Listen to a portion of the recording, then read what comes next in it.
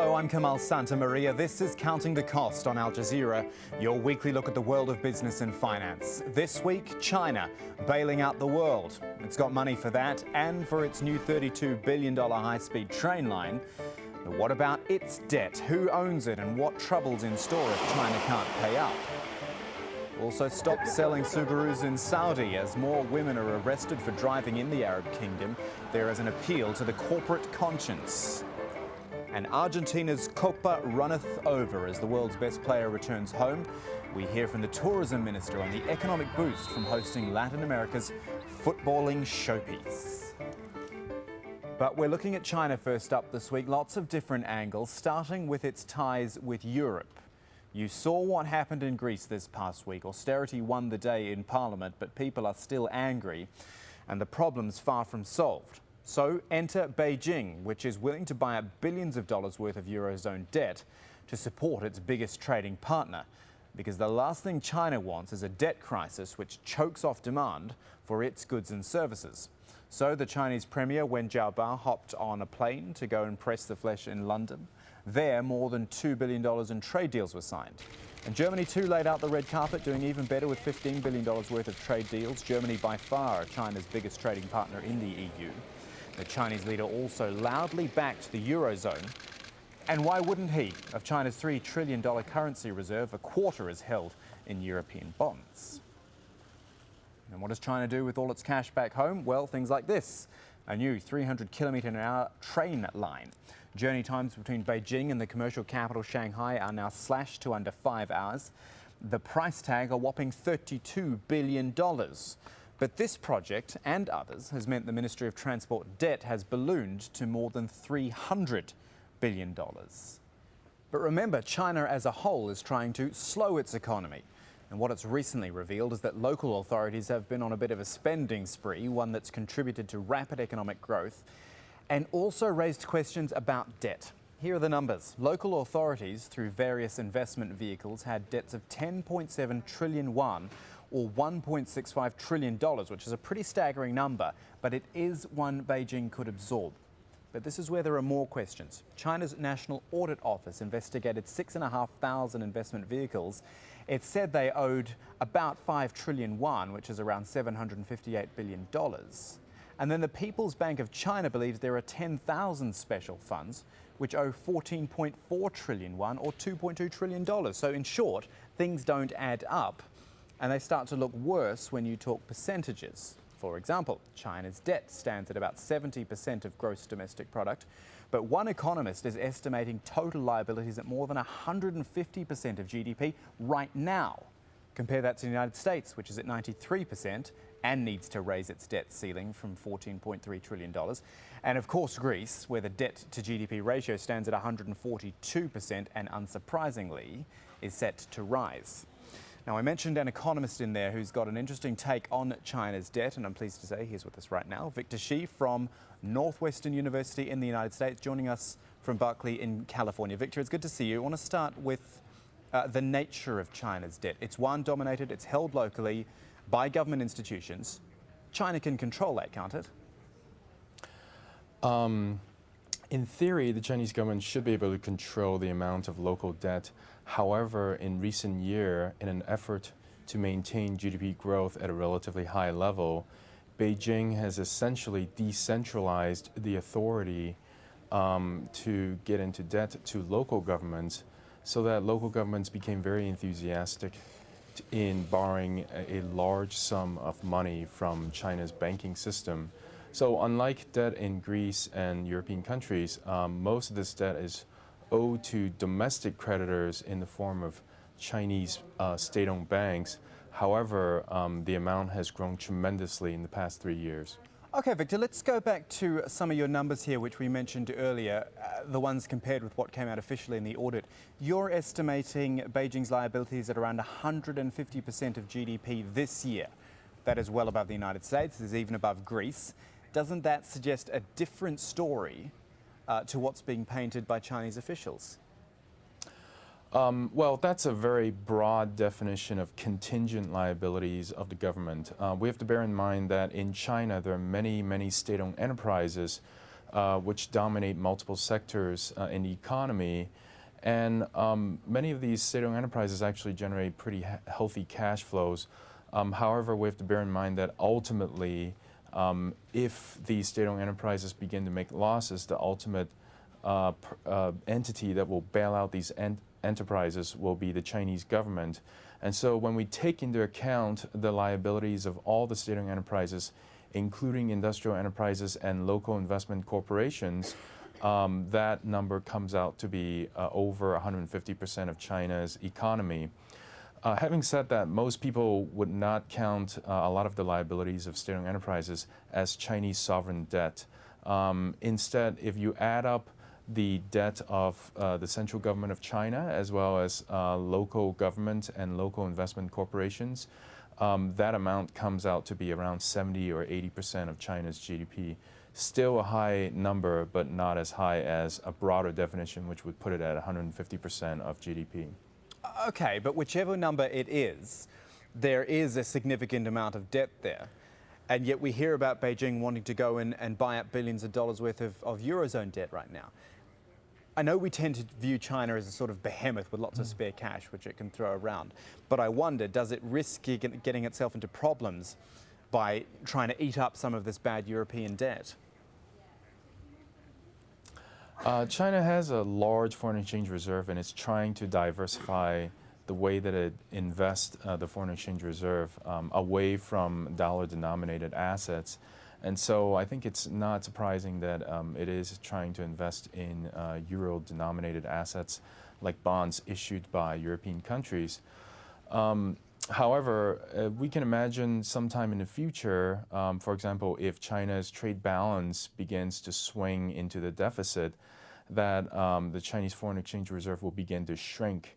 Then it will become very interesting in terms of what kinds of assets the Chinese foreign exchange reserve will begin to sell into the market as the foreign exchange reserve begins to shrink.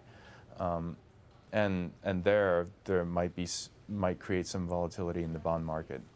Okay, final thought from you then, Victor, and I do really want to super simplify even, and put it all into perspective for our viewers. If someone came to you who's watching the news and sees all the debt problems in Greece and Portugal and the United States and says to you, Victor, how bad is China's debt really in comparison? Now, I know we may be sort of comparing apples and oranges here, but still, how bad would you describe China's debt situation as being? My response would be that the current debt level in China is perhaps no worse than a lot of developed countries, and maybe better than some developing countries and even some developed countries in some cases. However, I think the thing that bothers me more about China is not the debt situation, but fundamentally how the economy operates in China. Many sectors continue to be dominated by state-owned enterprises. Both local governments and state-owned enterprises continue to face soft budget constraint from the financial sector. Household depositors continue to suffer from a negative real interest rates. A lot of government oligopolies, weak property rights, and also negative real interest rates continue to tax households in China.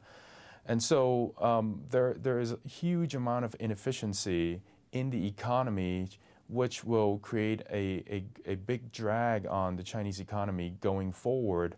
And unless there were fundamental restructuring in the economy, I think that the debt situation will only add to a lot of problems in China's economy. If China was able to fundamentally reform its economy, to privatize a lot of state-owned enterprises, to liberalize its financial system so that banks can compete with each other in offering depositors higher interest rates, then I think that the current debt situation is not such a serious problem for China. But if China fails to reform its economy in the near future, I think the debt will become a rather serious problem sometime in the future. Victor Shi looking at Chinese debt with us here on Counting the Cost this week. Victor, thanks for your time. Great, thank you. And still ahead here on Counting the Cost. As a result of this revolution, people are watching very carefully. An exclusive interview with Egypt's finance minister on the country's spending plans after the revolution.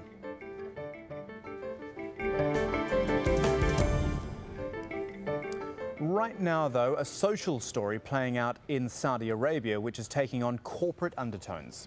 The issue is women being arrested for daring to do what millions worldwide take for granted, driving a car.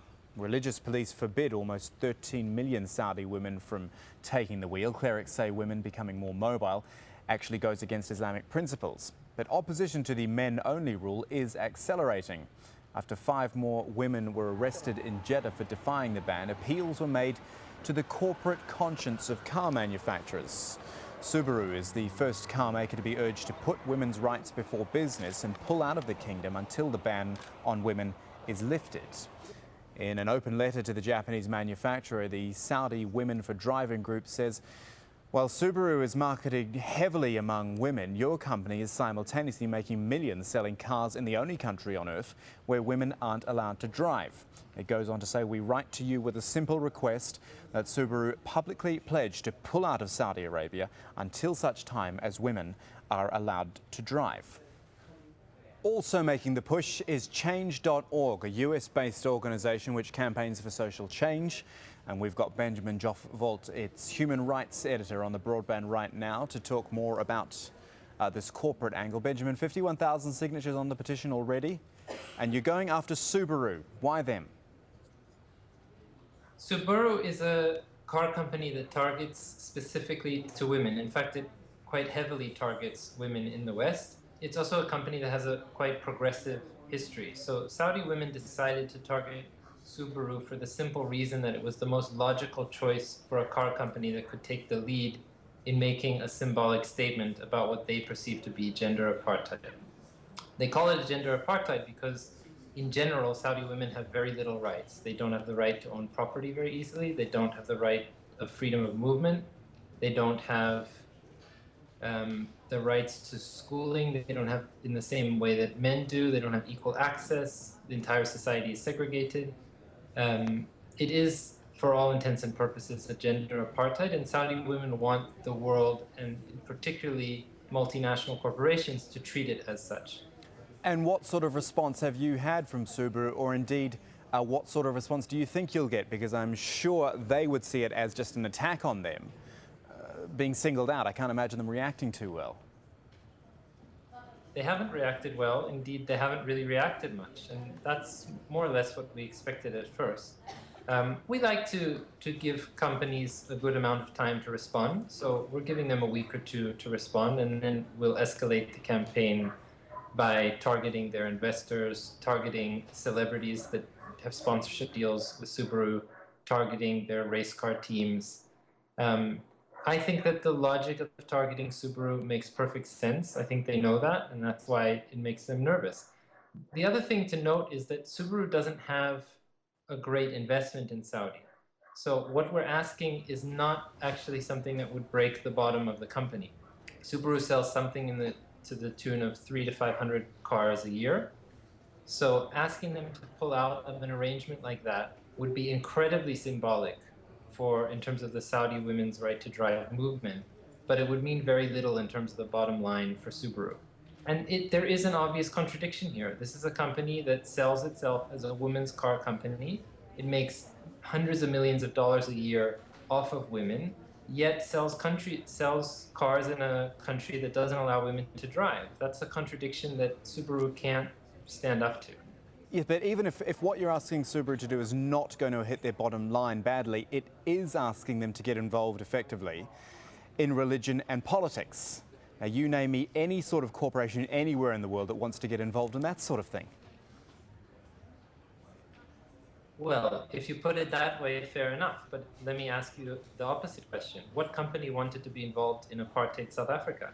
There are certain moments in world history where participation in a regime or selling in a particular market is no longer acceptable, particularly if you're a company that markets itself to women and you're selling your products in the country where the status of women is the most dire in the world.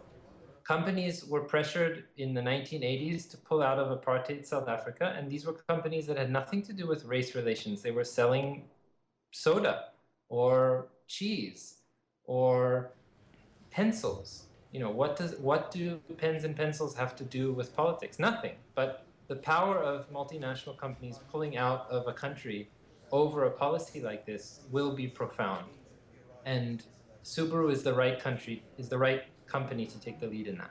All right, Benjamin Joff-Volt joining us there from change.org. Thank you for that. And just to note that we did contact Subaru for a reaction to this story, but have had no reply.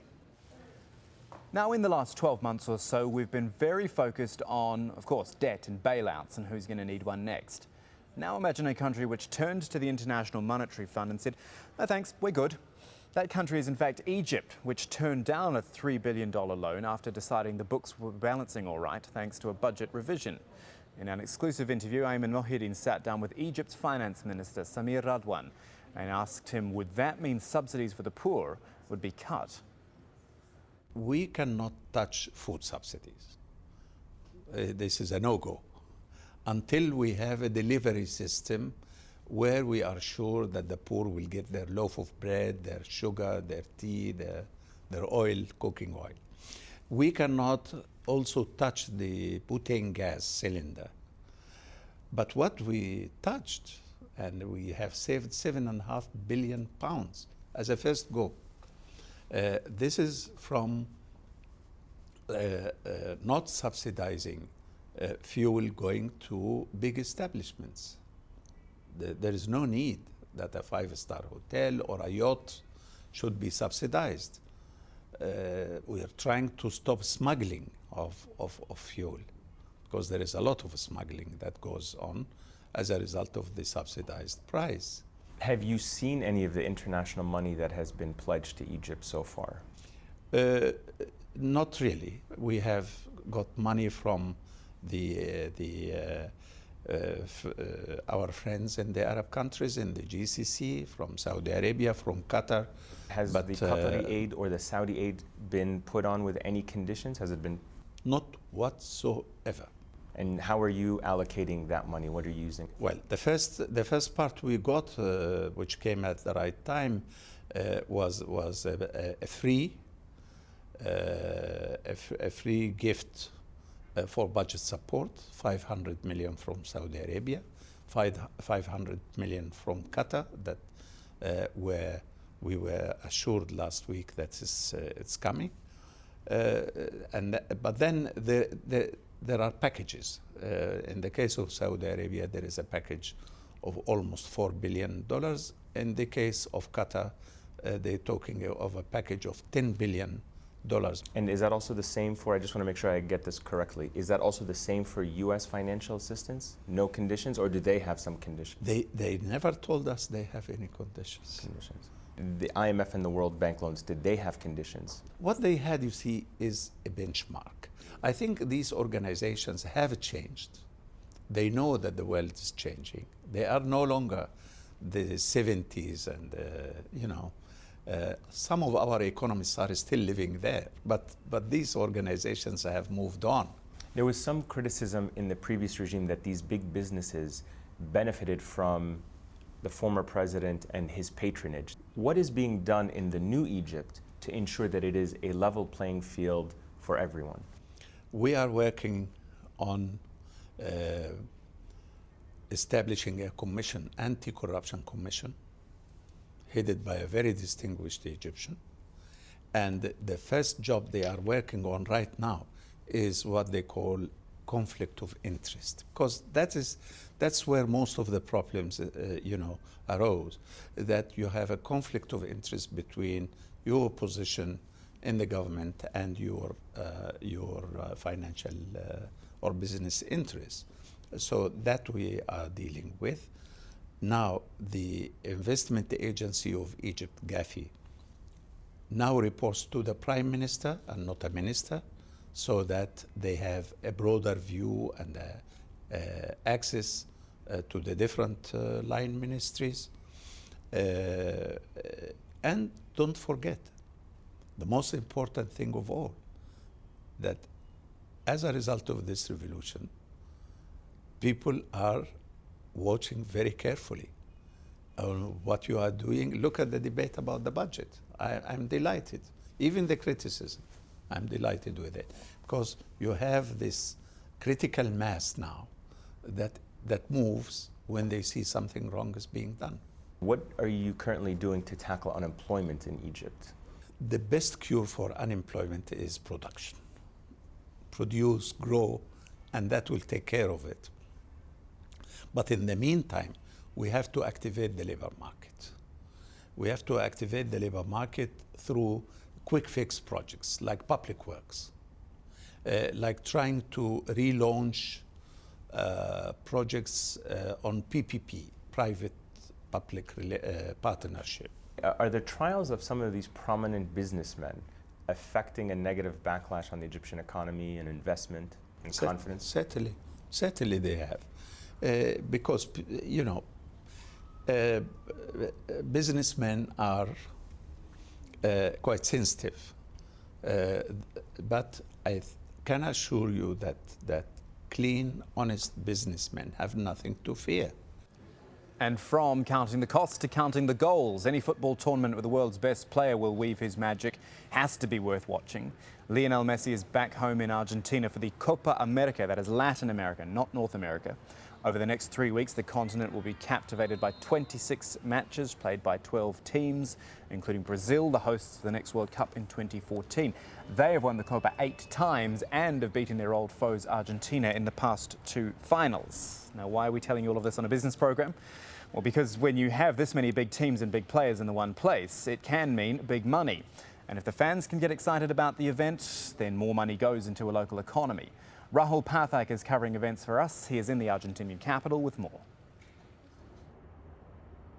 Yes, welcome to a very cold Buenos Aires. If you were asking me whether or not this country was getting excited about holding the Copa America, then no, yes, but only in the last couple of days. Frankly, this tournament isn't as important as, say, a World Cup to Argentinians. That has a very special place in the hearts of football fans from this country. But the fact of the matter is also that this is the first Copa America that they've hosted since way back in 1987, and the first international football tournament of any note since the economic crisis of the early 2000s. So symbolically very important to Argentina, and financially as well. The government really hoping that lots of tourists from South America and the rest of the world will come down to Argentina and spend their dollars, although it has to be said, South America, an absolutely huge continent, very expensive for people to come down here, although they are pinning their hopes on people from Brazil and Chile to come to Argentina, mainly because the exchange rate, the way it is, makes Argentina a very attractive destination to people from those countries. The Copa America itself also a much more attractive proposition for TV audiences around the world, not just in South America. Of course, many of South America's top stars like Leo Messi ply their trade in European club football, so viewing figures from Europe are expected to be high, and as a result the advertising revenues are expected to go up. And of course, this is the first Copa America to be held since 2009, when the Argentinian government effectively nationalized the sport here. Back in 2009, the Argentinian Football Association was pretty much going bankrupt. They couldn't even afford to pay their own players. The government stepped in, so in a very real sense they have something invested in this competition, doing very well. I spoke to a member of that government just a few days ago, the tourism minister Enrique Maya, and I began by asking him how important it was to his country and his country's economy that they were hosting the Copa America. After the World Cup and European Championships, the Copa America is the most important football competition in the world. It's seen in 190 countries and more than 400 million people watch it. For us in South America, to have all our national attractions seen by the world is very important. Do you expect many fans from the other South American countries to come to Argentina for the tournament? Yes, mainly from Brazil and Chile and the rest of the countries who are taking part. But thanks to channels like Al Jazeera and others, the rest of the world can see the good aspects of our country. This is also the first time we have invested so heavily in the country's infrastructure ahead of a sports event. We've invested in new stadiums, renovated the old ones, but mainly we've built new venues like in La Plata and San Juan. So a large part of the investment has been for the stadiums, and that will have long-term benefits for Argentina.